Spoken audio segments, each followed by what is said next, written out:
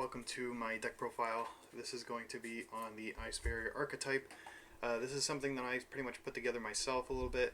I did have some inspiration off of Samurai, Team X1 Samurai, where the fuck his name is, Team Sam or whatever, on his Ice Barrier deck that he put out a month ago or so, when the structure deck was released. Generally, I like the build a lot, to be honest, and I immediately built it myself. I got rid of bricks like Moon and Glacia. That card's kind of okay, but it's also kind of a gimmick, right? It's particularly only meant for that 1-2 card combo. I was like, that seems kind of whack, and I took that shit out, and I took out some other shit, and I put in my own shit, and then I kind of came out with this fucking collage of water monsters that I just called a Ice Barrier deck. And I also went ahead and added in even a little bit more spice, which is something that you're going to be seeing when we get into it. I'm going to save that little treat for last because, I mean, it's probably going to be in the title, but yeah, we'll get to it when we get to it. Primarily, I'm going to go by through archetypes, so I'm going to start with the Ice Barriers. Triple Revealer, Triple Speaker. These two are by far your best Ice Barrier monsters, and almost always going to be searching them off of your medallion. They're just kind of insane. Revealer is your starter, and then Speaker is just a fucking amazing extender, like really good extender. I mean, she gives you a token from the graveyard. So I'll just go ahead and move these to the side once we're done with them, which we are. Only I was a little bit cleaner on this stuff. Okay, so now we're gonna get into the rest of the Ice Barriers that are pretty much just there to fulfill what are required at times. So, for instance, we have Prior. Prior is okay. He limits you from being able to special summon level 5 or higher monsters, which can kind of be a issue for sure. But overall, I do like him quite a bit. I think he's pretty good. He's nice for when you need those extra level 2 Aqua types, by the way. So, something to keep in mind. We have the level 1 Tuner. I mean, he's just a tuner pretty much in the deck to bring him out in case you run out of your other ones, because we only run 3. Next is going to be Cryomancer. We particularly usually save him. I usually save him for Hulk. Hulk is a key function in the deck, so I save him till then. And then the one typically you're going to be going into with Revealer is going to be your Geomancer. Geomancer pretty much doesn't even have an effect. Her effect pretty much says, I'm a water monster and I'm discarding for effect. And that's pretty much all you want it to do. So that's why you run it in the deck, and she's a tuner, a level 3 tuner. So use that as you will. But personally, it doesn't really matter. I mean, she's nice as a material going into Hulk and stuff, but otherwise, it doesn't really serve as a function besides being a water that discards for effect. So that's the rest of the Ice Barrier monsters. Nothing too crazy. I'm not running Wayne. Wayne would probably be the next card I would want to add into the deck if I was going to add in another Ice Barrier. But yeah, so. As far as Ice Barrier spells and traps go, we're not running any traps, so we're just going to the spells. Triple Medallion, obviously, one of the best search spells, and then double Winds of the Ice Barrier. Winds of the Ice Barrier is an extremely good card, and definitely warrants an inclusion. I'm not running the res one, the one that summons from the graveyard into continuous, has some added effects if you have 3 Ice Barriers. We're not messing with that card. This is more of a combo variant rather than the what they probably intend for you to play with Ice Barriers in terms of like maybe a control deck or something. But no, Winds is super good, just so that like if you happen to draw Prior, you can use that and get Revealer and then actually start your combo. And then what's really nice, sometimes I just use this card even if I don't have to, just so I have it in the graveyard for the follow-up turn to get back either Speaker that's been banished or Revealer for another play. So yeah, it's really good. Much better than the res one in my opinion. And then the Trap Pulse of Trishula, whatever it's called, that one's okay. It's only okay. The next is this. This is the engine I put in. I don't think Sam was running. I don't remember, but I really like frogs, particularly Swamp Frog and Rodent Totem. Swamp Frog is another water that activates for effect, but it doesn't unfortunately work with Dragoons. However, we still have many different reasons why we want that. I mean, he's great as an extender. He goes very easily into Toad. It works super well with the Ice Barriers because we have lots of different level 2 Aqua monsters to get into if we wanted to. Particularly, Cryomancer that we summon off the Hulk is a level 2 Aqua. It is a tuner if you wanted to, but I mean, you can't you can't synchro with Rodent Totem, which is usually going to be the one you combine it with. But yeah, super good, super good. I'm not running the other one. I don't remember what it's called. It's the one that keeps you from battling, and when it's sent to the graveyard in the end phase, you can search or something. That one's a brick in my opinion. I don't like running that one. That one we're going to combo heavy. Rodent Totem is bad enough, but that's just a little bit too much for me. Triple Deep Sea Diva. This is primarily going to be your just water good stuff, stuff that you're running, which is primarily going to get into your Neptibus, which is going to get into your Dragoons, which is going to grab you your Lapis, or Lapis or whatever. Fucking piss right there, yeah. I mean, Deep Sea Diva, just another normal summon in case you don't have Revealer. Neptibus, typically you would like to search it off of Dragoons, that we get Dragoons in the graveyard, and then you can send Neptibus to summon Dragoons, and get the 2 level 4s or something like that. But it's not too bad this way, and then once you've done your sort of normal combo with that, then you can go ahead and search out Lapis, fucking the Piss Dragon, and then it'll be special summoned by its own effect when it's searched from the deck, which is very nice. But yeah, that's just pretty much water good stuff right here. Nothing too particular about it. Yeah, so we'll get into the rest of the deck. Let's see, what's next? Okay, so this is the last of the monsters. Just going to be good old reliable Ash Blossom. Nothing too crazy, right? And then getting into the one-ofs, into the spells. Just Monster Reborn, Called by the Grave to ensure your combos go, and 1 for 1 because we do have some level 1s that are going to be quite nice to get to. Monster Reborn actually has an additive function for use in this deck, so I'll get to that. And 1 for 1 is quite nice for another reason than just for the level 1. So this is going to be the juice. This is the stuff you came to see. Now this is the fucking good shit. So right here is the fucking good shit right here. Guardian Slime. And I know you're saying, what the fuck is that? Is that a fucking Winged Dragon of Ra support card? And I would be saying, you're correct. So the interesting little thing about Guardian Slime is he's essentially a 1-card Ra in this deck. A 1-card Ra. And what I mean by that is it not only gets you to Ra, it gives you the extra normal summon for Ra, and then gives you the normal summons for Ra. It does literally everything that you could want for Ra.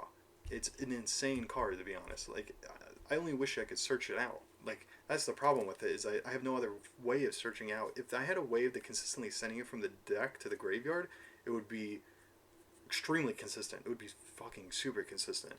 But the problem is, I've tried it actually, with Infer Nobles running Shore Knight, because Shore Knight activates when it is moved from attack to defense, and then it sends a water from the deck to graveyard, which you could send this, and 2 waters. We'll get to that when we get to it, but essentially you want to see this in hand, and when it's sent from the hand or field to the graveyard, you can search out your Ancient Chant or your Millennium Revelation. So Millennium Revelation is kind of a dog shit card, but Ancient Chant is a really fucking good card. As long as you have Winged Dragon of Ra in your deck specifically, you can search it out, and then it gives you an extra normal summon that turn, and then you can banish it from your graveyard, and then whatever you tribute over, it gains that attack, right? So it's really good for those 2 added effects, and Guardian Slime can get you to it if you send it from the hand to the graveyard. And by the way, we have lots of ways of doing that. Revealer, we have 1 for 1, we have Swamp Frog. There's another way too, and I can't think of it right now. But we have lots of ways. I mean, you can also, it has its own effect to summon onto board, but it's kind of shit because you have to take battle damage or effect damage. But we don't worry about that. And then Millennium Revelation is here because it searches out Monster Reborn specifically, but the problem with that, so the only reason it's in the deck is because sometimes you draw this little fucker, this Winged Dragon of Ra motherfucker right here, that's right, Ghost Rare. Yeah, check it out. So if you happen to open and ever draw this card is by far the biggest Garnet, and it's bad to draw Lapis, the Piss Dragon, but man, drawing Winged Dragon of Ra is really bad, because that means you can't activate Ancient Chant, because you don't have a target. I'm not running multiples of this fucking brick and a half. There's no way. I don't mind running a bunch of these, because these are great discard fodders, and it's, like I said, a 1-card Egyptian god, fucking Winged Dragon of Ra. And if you try to activate Ancient Chant when this is in the hand, it won't work. So what's your next best bet? If you happen to draw these 2 in your opening hand, you send this to the graveyard for effect to search for Millennium Revelation. Activate Millennium Revelation, send this to the graveyard, search your Monster Reborn. Now you can Monster Reborn, you can send this to the graveyard for effect to Monster Reborn your Raw, but I wouldn't do that, mainly because it doesn't gain the attack that it should gain when it's summoned because it was special summoned and it shouldn't be able to be special summoned. And then it has nothing, 0 attack, 0 defense. It goes away at the end of the end phase, and then I mean at least it gives you the ability to pop monsters on your opponent's your opponent's field for 1,000 life points each. But that's it. It's only monsters. You can't do back row or anything. So typically the reason why I run this package, even though it has a few bricks, such as Millennium Revelation and the Winged Dragon Raw, is because it's a game ender. And that's kind of an issue with this deck, is it doesn't end games. And you'll see what I mean by that, because you can gain a lot of advantage, you can get some nice negates and stuff like that, but you just typically don't have that damage to swing for game next turn. And this card is a fucking threat. This card is a massive fucking threat. And that's something to keep in mind. Because, I mean, when you're summoning this card, it's gaining easily over 10,000 attack, right? Easily. Because once I get to the extra deck, I'll explain how it's a 1-card Winged Dragon Raw. So, getting into the extra deck, we just have some synchros. This is by far the one you want to go into the most, in my opinion. It's very nice. I mean, just being able to banish any 3 things on the field, and it's on target. And when it leaves the field, you get regular Trish with an added effect of negating and having the attack of everything. Level 4, this is sometimes nice to hard make, so you have another level 4 water to go into, spoiler alert, your Bahamut Shark. But it also works for summoning off a Hulk, another Hulk summon, loop your opponent for 1. It's pretty nice. Shooting Riser for any of those extra levels you're not able to reach otherwise. And then there's your other Trish. I know it's just the starter deck one, but maybe one day. And then the other low level one that I'm using is going to be Brionic. This is easily replaceable. Honestly, you could run something like Savage Warlord, Savage Dragon. I just don't have it, but you could definitely run it. And then you can make it on your opponent's turn, and then you can just search out one of your Link monsters that we also have in the deck. Unfortunately, Hulk gets banished, so you can't target him if you use, summon it by Hulk effect. But yeah, so that's just the idea behind these. I do have an order, okay? So I'll pick these guys up. Alright, so, and then the last 2 synchros we're looking at are the level 9s. Crystron Quarin